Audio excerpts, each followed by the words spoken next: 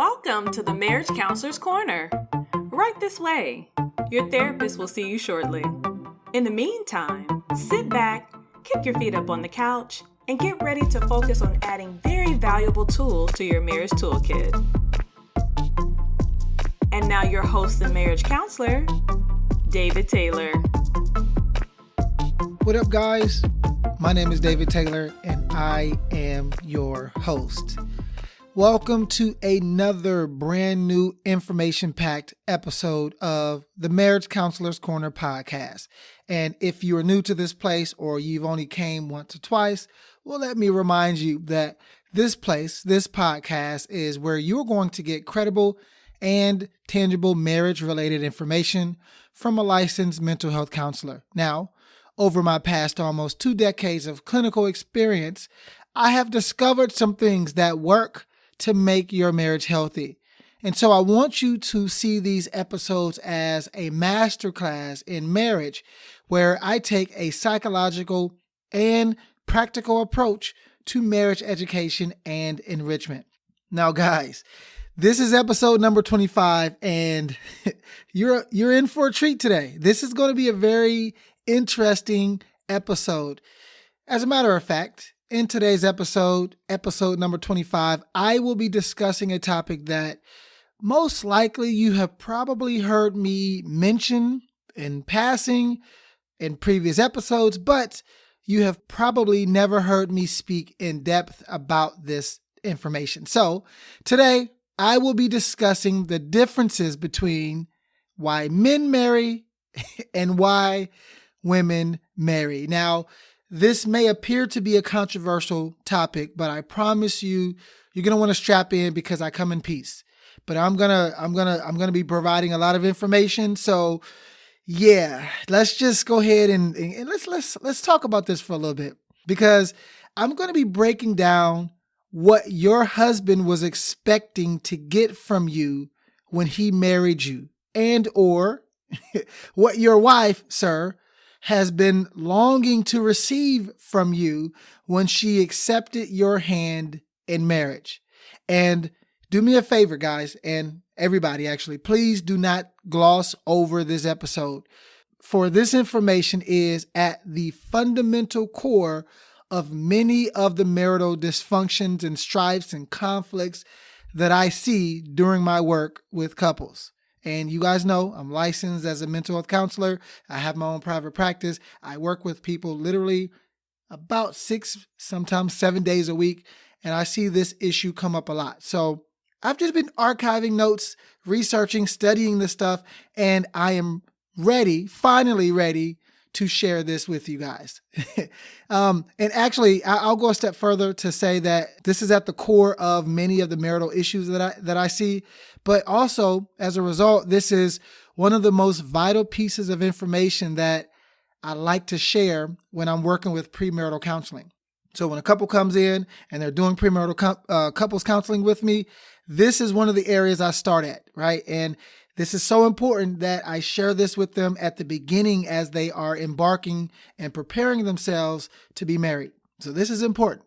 So let me give a couple additional caveats here before I dive deep into this piece.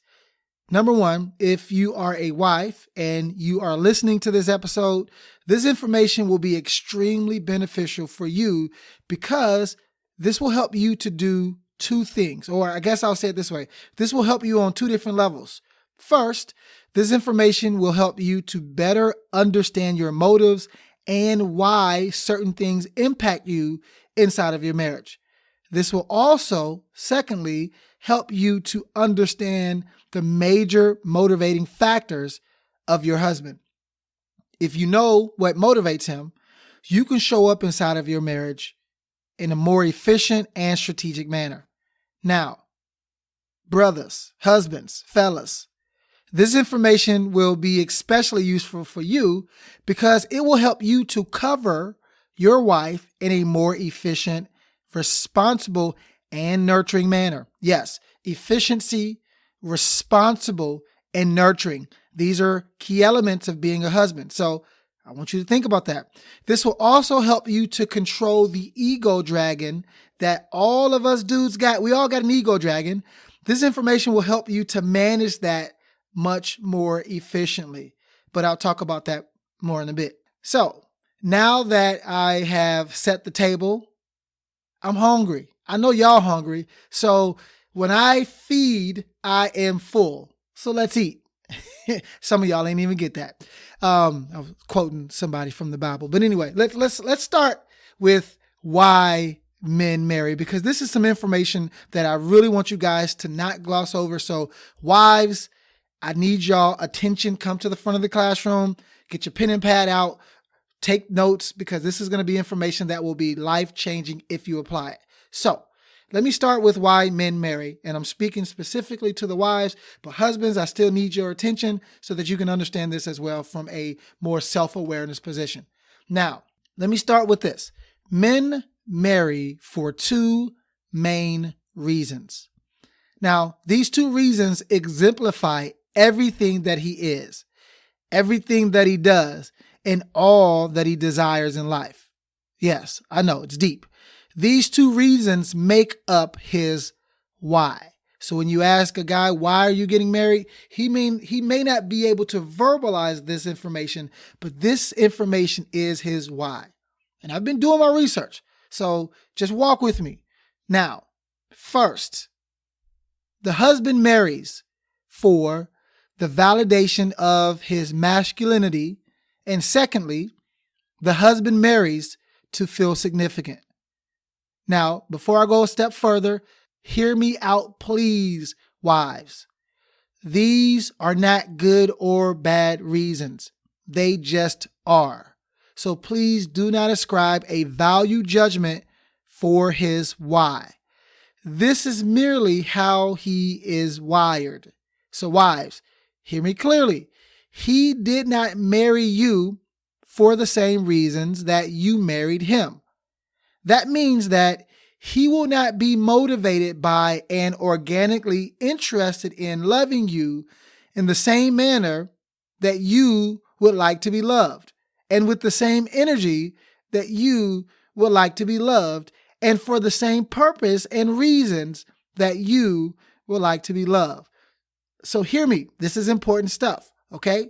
You must not overlook this point. Some of y'all will. So don't blame me, because I'm giving you the script. But please do not skip this point. It is crucial for having a successful and productive experience inside of the garden of your marriage. If you fight against this, if you push and wrestle against this, you risk provoking his ego dragon in a manner that influences aggressive masculine energy instead of a protective, nurturing masculine energy, which is what you really want. So, when I say that he married you for the validation of his masculinity, let me tell you a little bit about what that means. This means the following. This is a good time to take notes. So, first, he wants to be seen as fully capable, fully competent, and fully seen while being all of those things even when he is not. I'm going to repeat that. So the validation of his masculinity means the following. He wants to be seen as fully capable, as fully competent, and be fully seen while being those things even when he is not. Let me go a step further, because some of y'all not listening. Watch me. Let's go a step further. I'm joking, maybe. So check me out. Respect for him is how he feels loved, right? There's a great book called Love and Respect. Everybody know it, but respect for him is how he feels loved. Now, let me go a step further, because that concept can be a bit ambiguous. So respect is not the same as what you perhaps may think. Here's what I mean when I say respect. I'll give you an analogy. It would be disrespectful for your husband if a robber broke into your house and you tried to defend the family's honor in front of your husband. that would be disrespectful, right? So by now, this sets the stage for what this would look like. Let me go a step further though, because some of you guys are still, you got this image and you're like, but what if I could fight? Wait, just hear me out. Respect for him is more, and this is where it's going to get good. Respect for him is more about the image of him that you have when you compare him to any other man. For example, let me ask you guys a question. You ladies, let me ask y'all a question. What image comes to mind when I say this question or when I say this statement? Think of the ideal version of a man. So I want you just to close your eyes and imagine the ideal version of a man. Hold that image. Let me ask you a question about that image. Is it your husband that you see when you imagine what a man is? So when you're imagining this ideal version of a man, is it your husband? Is it his face? Is it his aura? Is it his presence? Is it your husband that you see when you imagine what a man is? This, wives, is what I mean when I say that he has married you for the validation of his masculinity. He desires for you to see him as fully man, even when he is not. Just like you desire for him to be fully connected to you, no matter what, he desires for you to see him as fully man, no matter what.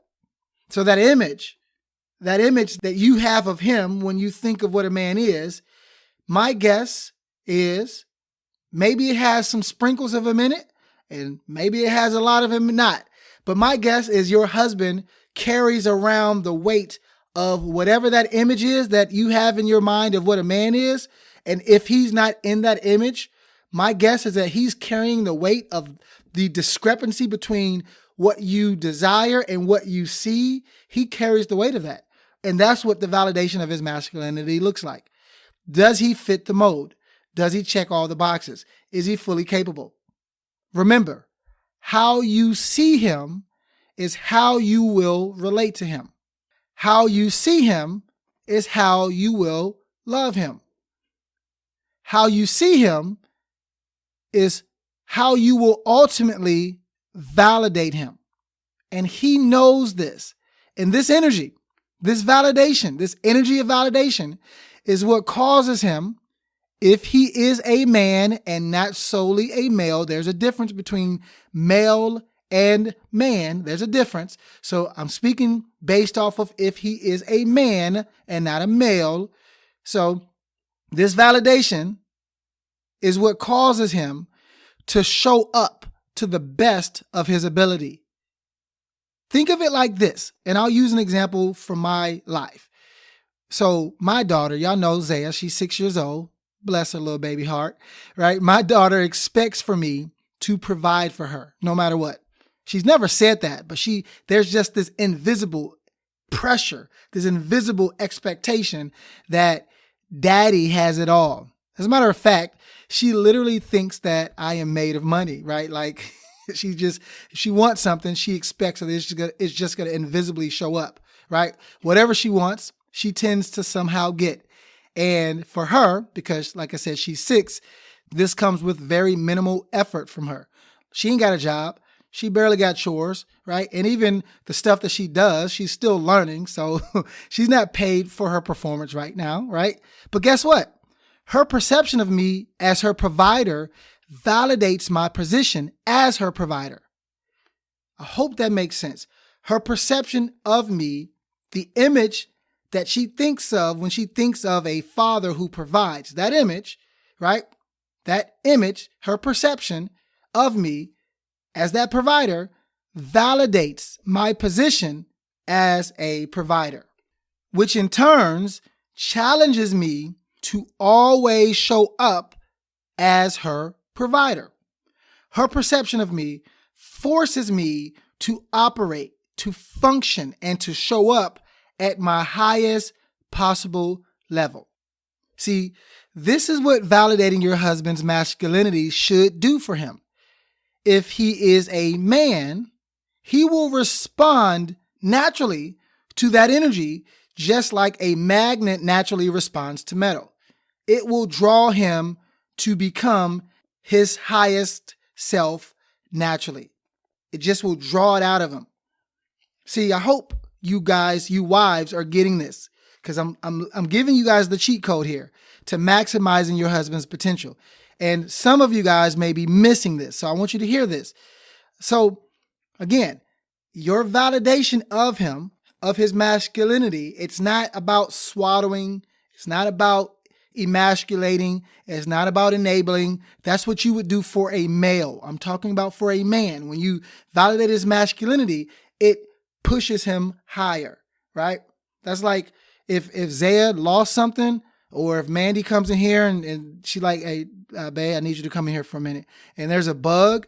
Well, guess what? I may not like that bug either, but you think I'm just going to be like, why'd you get it? No, I'm going to step up, right? It draws it out of me naturally. And guess what? We're going to get it done. So that's what it should do. That's what it should do. Okay, so let me go to the second thing, because I want to, this is so good, but I just want to plant the seed, and then I want to keep moving.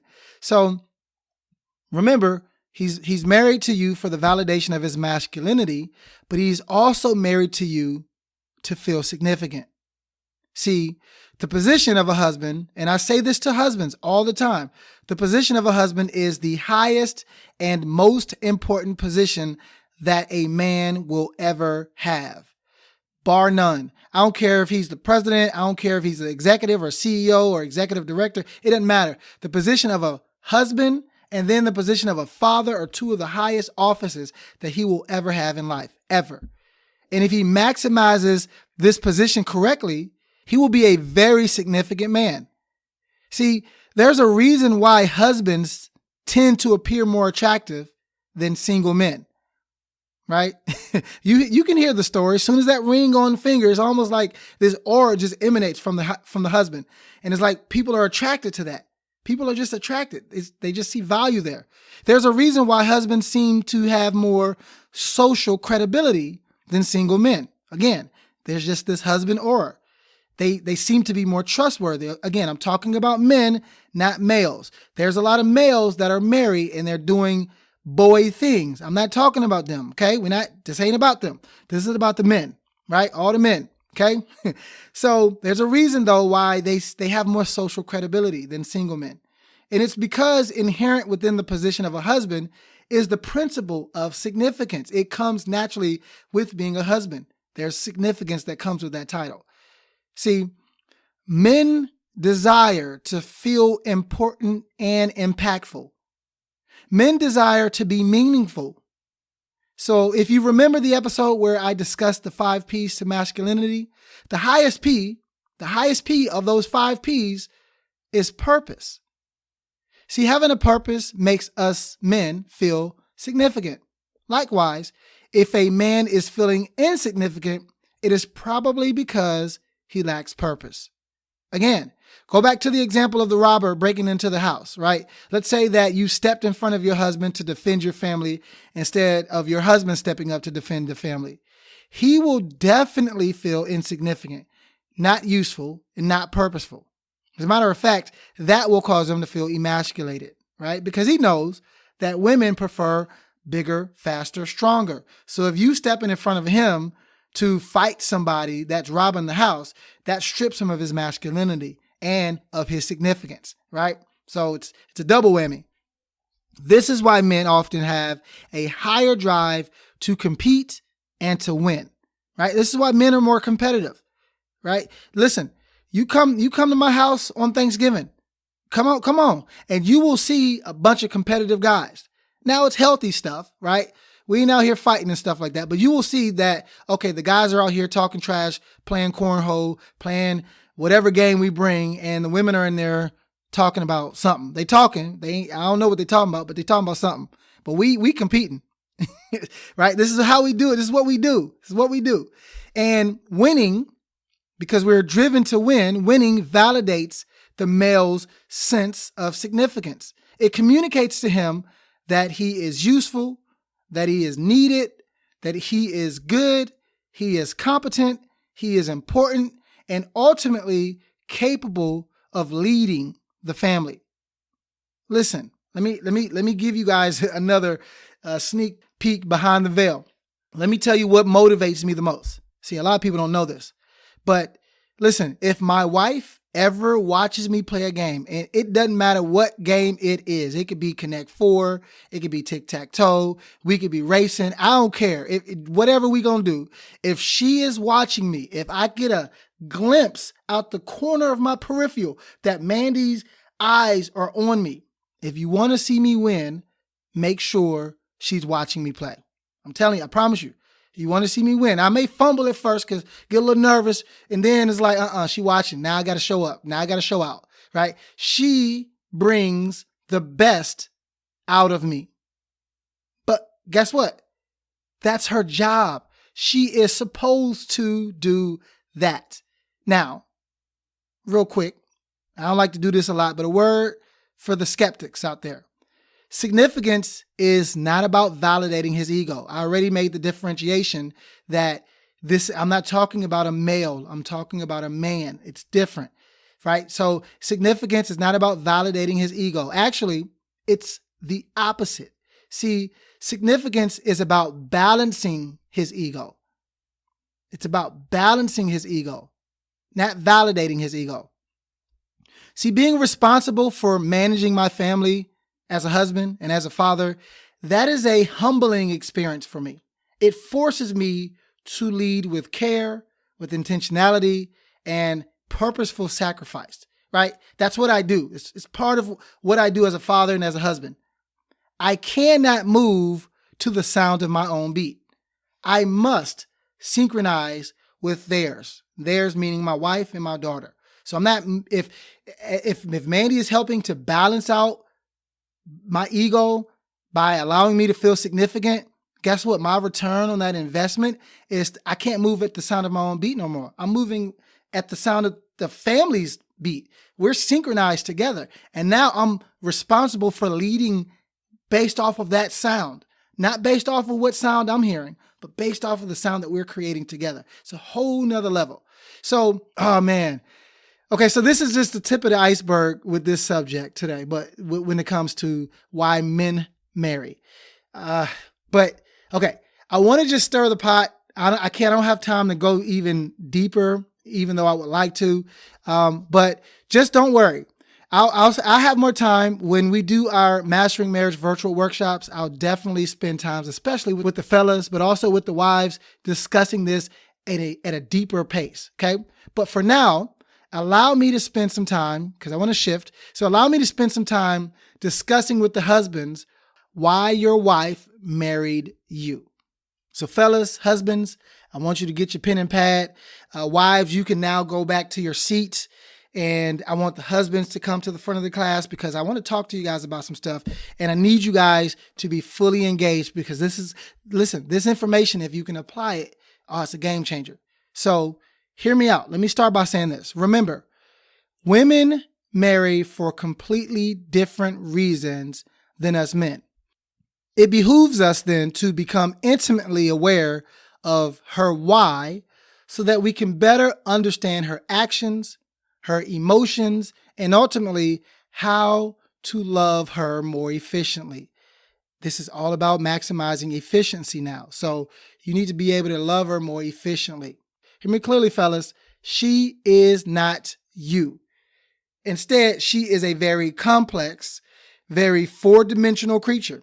She married you for one main thing because buried within that one main thing is everything else that she could ever ask for from you. But when you miss this one thing, if you miss it, if you overlook it, you risk coming up short everywhere else in your marriage. Because like the bowl of spaghetti, this is connected to that. And even when it doesn't appear to be connected, even if you don't feel like it should be connected, it is connected. Okay? This is about that. So your wife married you for this one thing. But remember, everything else that she wants is intimately connected to this one thing. Your wife married you for connection. Now, please resist the temptation, fellas, to interpret this statement in a linear fashion, because that's often what we do. We hear one thing and draw a straight line to the next point. Remember, you see life through a linear and two-dimensional framework. She does not. She sees life in 4 dimensions. That means that connection for her carries with it a very different meaning than it does for you. So, what then does connection mean? Well, for starters, it's less about a definition for her, and it's more so about an experience, an energy, a vibration, a frequency that you meet, that you find. Connection for her is about an experience birthed out of proximity. So I don't want to sound too poetic with this. So I want to elaborate. I want to go a little bit more off the beaten path. And so let me talk about it from this angle. Connection for her means unconditional positive acceptance. Wait, there's more. You thought I was done. It means that no matter what, she has the rights and the privileges to be prioritized all the time, anywhere, all at once. She wants to be considered, desired, nurtured, affirmed, and protected all the time, everywhere, all at once. Now, fellas, I know you're reeling. You're like, oh, this is a lot. Well, strap in, because I got some more to give you. Okay. I told you it's complex. That means we got to step our game up. We got to step our comprehension game up, our understanding game up, and we definitely got to grow in wisdom. Okay. So let me give you some more stuff. Let me see if I can break this down even further. Okay. If that was complex, let me see if I can simplify it and make it less complex, but we'll see. Now, just like there are 5 P's to masculinity, and I did a whole podcast episode on that, there are also 5 P's for femininity. Now, I'll most likely devote an entire episode to these 5 P's, but for now, just jot them down so that you can refer back to these later, okay? Because I'll need you to remember these for your action item. Now, she, your wife, will use these 5 P's to feel her most connected to you inside of the marriage. So, let's go over these 5 P's briefly, and then you know what? We'll be almost done. So the first P is this: performance. Yeah, I know. Just listen. Just walk with me. The greater the performance, the more she feels you care. The more she feels cared for, the more connected she'll feel with you. Performance means that whatever you do has to be done with intention and effort. It doesn't have to be grand. You just have to show that whatever it is, whatever you're doing for her, you just have to show that you are doing it because it matters to her. And when it matters to her, you don't do it in a haphazard, lackluster, lazy way, because perhaps that's what you would want and what you would do. You do it in a manner that's special and important for her. After all, this is why we went over the top with our proposals. And when you proposed to her and you asked her for her hand in marriage, my guess is you went over the top. You did more than what you would necessarily do. That's why the average wedding costs anywhere from between $20,000 to $30,000. It ain't because we want to spend that money. We would spend it on a down payment on a house. It's because we want to give a performance, because that's what matters to her. Set the tone early, you're responsible for managing the tone later. A lot of times we drop the ball, right? So performance, it's not, again, about being grand. It's not about grand gestures. That can be part of it, but really, she will accept the small things as long as you do it with effort and intentionality, okay? So that's what performance means. That's 1 P. This is how she feels the most cared for. And when she feels the most cared for, this is how she feels her most connected. Let's go to the second P. The second P is present. Now, probably the greatest way to connect with your wife is to be present with her. That means that through your attention, through how you manage your time and how you manage your energy, you are there with her. See, you could be in the same room with her and not be present, right? I'm sure you guys have experienced that before. Present means that you are intentionally engaging in things that matter to her more than it matters to you. So much so that it begins to matter to you. Present means that you see her and you feel her. You are right there with her. Okay? The third P is presentation. See, women are romantic and fanatical creatures. I know. Hear me clearly. This is not a condescending statement. It just is what it is.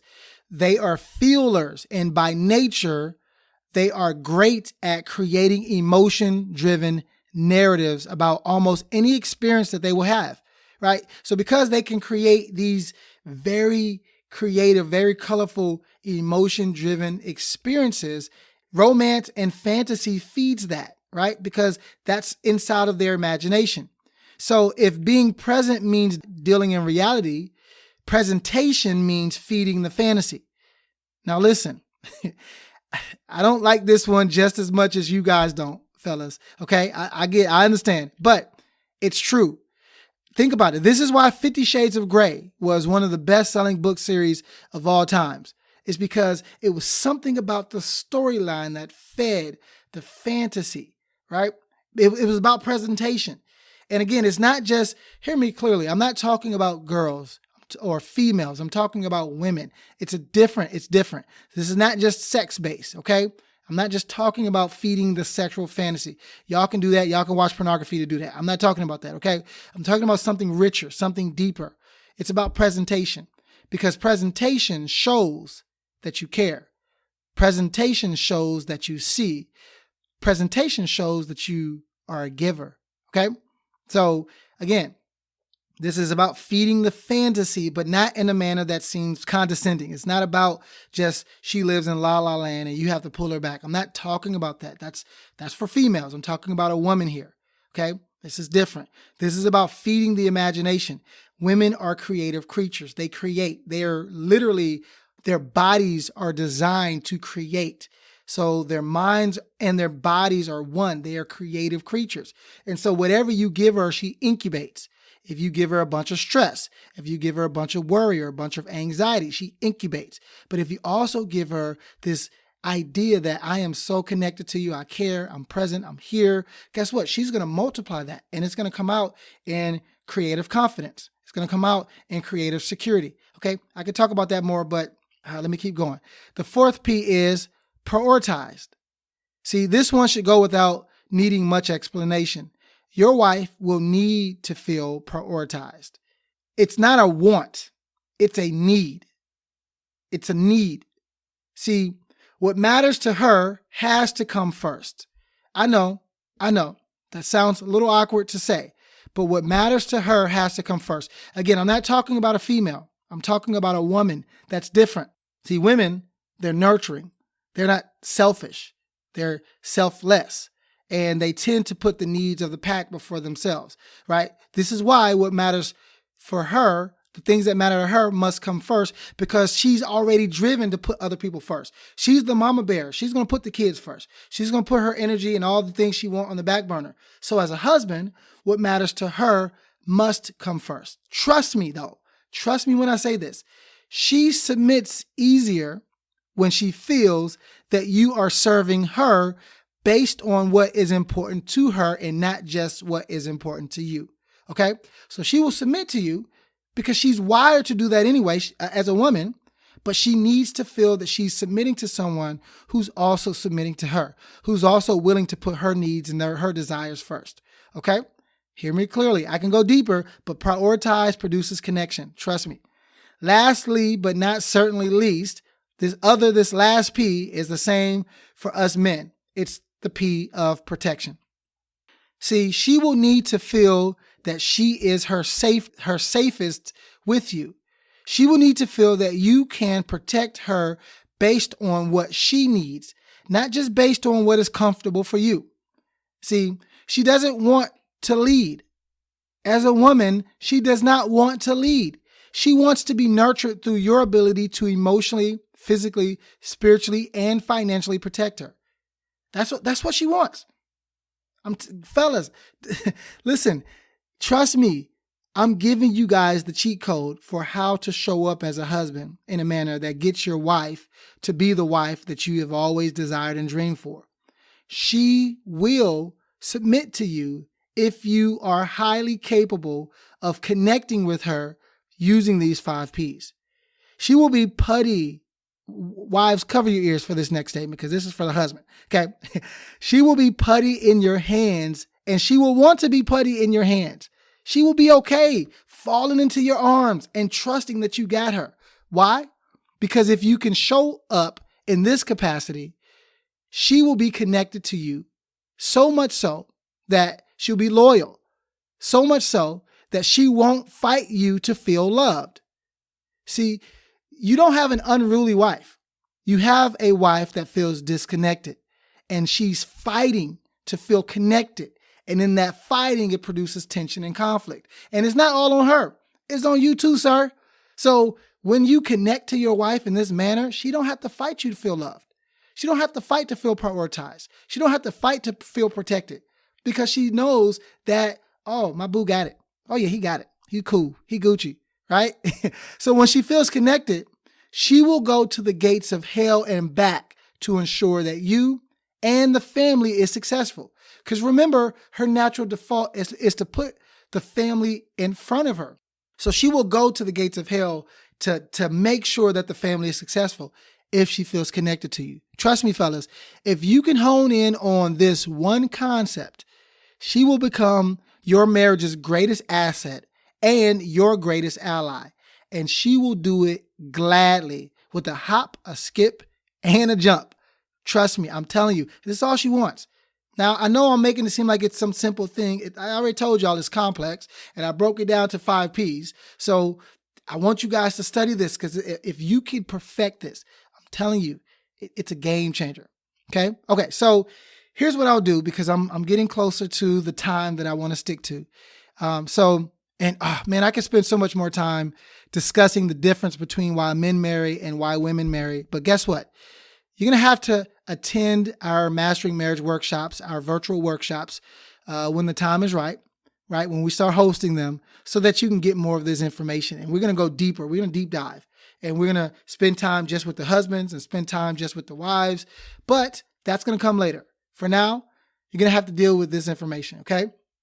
And listen, if you and or your spouse, so husbands and wives, I need both of y'all attention now. If you guys are having a difficult time dealing with this, right, managing this, having a difficult time showing up in a manner that produces a healthy garden, if any of this is just something that you're wrestling with or you have questions or you need coaching or counseling, check me out. Listen, I'm only a text message or an email away, and I don't bite.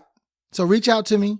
Email me. If you don't have my email address, it's david@Marpe Services, MARPE services.com if you would like to work with me, if you would like to get on the calendar. And by the way, for you guys that have reached out, I have thoroughly enjoyed meeting many of my new clients who have at one point just been listeners to the podcast, and they took the risk to reach out, and now we work and we talk, and I really enjoy that. So if this is you, if you have questions or you're struggling with an area of your marriage based off of some of the things we discussed today or some of the things I've discussed in previous episodes, reach out to me, email me, text me, Facebook message me, and I'll be there to help out. Okay, so here's what we'll do.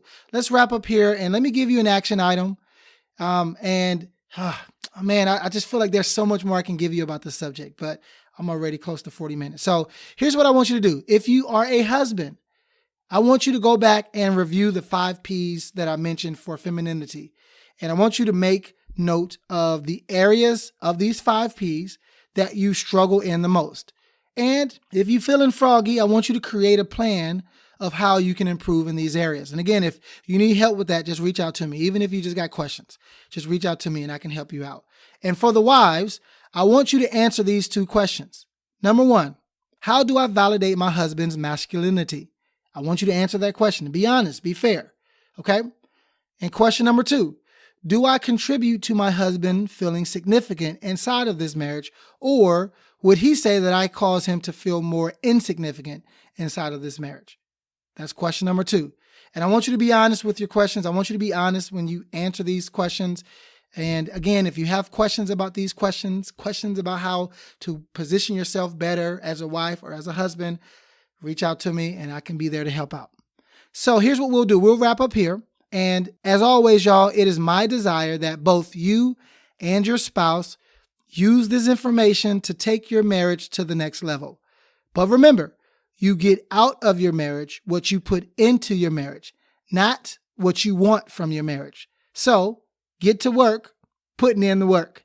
Also, if you have not done so already and you would like to purchase a copy of my book, go head over to Amazon or the website to purchase the 37 Laws to Mastering Marriage. This book is my greatest creation. It's my greatest work of art. And trust me, this book is packed full of jewels and nuggets that will help your marriage go to the next level. You can go to Amazon and type in the 37 Laws to Mastering Marriage, or you can go to masteringmarriagelaws.com to pick it up and order it there. Anyways, I want to say again, thank you guys for coming into your session at the Marriage Counselor's Corner. Join me in the next episode where I will talk about another very important topic that you don't want to miss out on.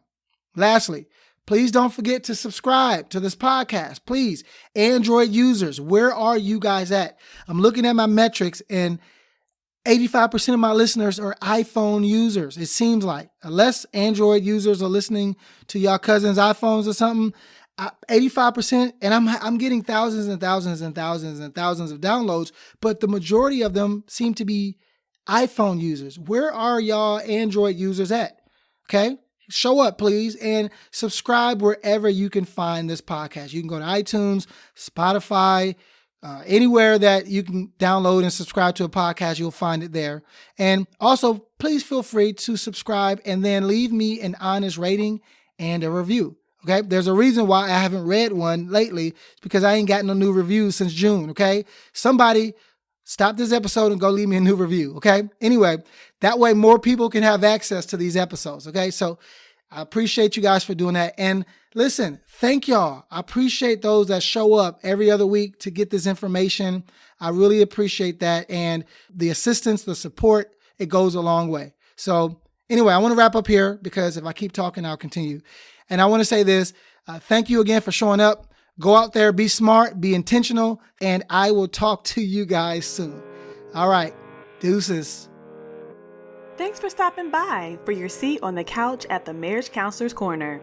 Remember, go to marriagecounselorscorner.com to schedule your next session. Also, don't forget to subscribe to this podcast so that you never miss a session.